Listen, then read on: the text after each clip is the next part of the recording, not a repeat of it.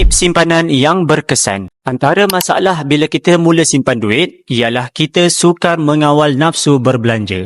Lagi kerap kita semak duit dalam akaun bank, lagi cepat duit itu habis. Kita lebih cenderung untuk berbelanja kepada perkara yang pada hakikatnya ia bukan dikategorikan sebagai keperluan. Cara yang paling berkesan mengawal masalah kebocoran simpanan adalah dengan menyimpannya dalam bentuk emas 999. Emas boleh dijadikan sebagai simpanan yang dilupakan yang sangat berkesan kerana emas tiada nombor. Di mana-mana sebenarnya nombor itulah yang akan mengganggu emosi kita untuk berbelanja. Bila kita simpan emas, kita tidak tahu berapa nilai simpanan yang kita ada. Yang kita tahu hanyalah berapa kepingan emas ataupun gram emas yang kita ada. Bila kita simpan duit, kita akan rasa nak berbelanja. Tapi bila kita simpan emas, kita akan rasa seronok nak kumpul dengan lebih banyak lagi. Kita akan ada masa tempoh bertenang bila kita mula simpan emas.